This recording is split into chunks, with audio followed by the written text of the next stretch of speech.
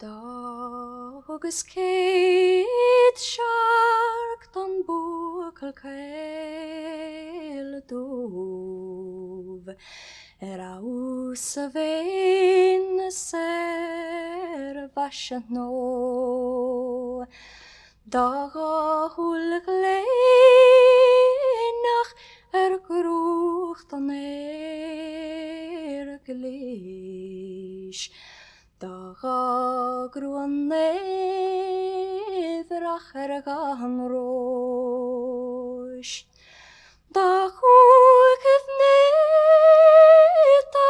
mar knásach smér dúb is glúir an gréin ar hú mad nór ach bechor a béil sin sa teang an gaelga do Buachaill Eireann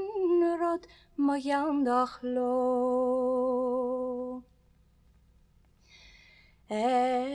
Noirínach ní gemeach dan nósach scéil leis sa tean nós Darinke trein fart bhín se taobh leis nó chasach dréocht leis I gart an cheol agus dúirt gach inar se cháin a réca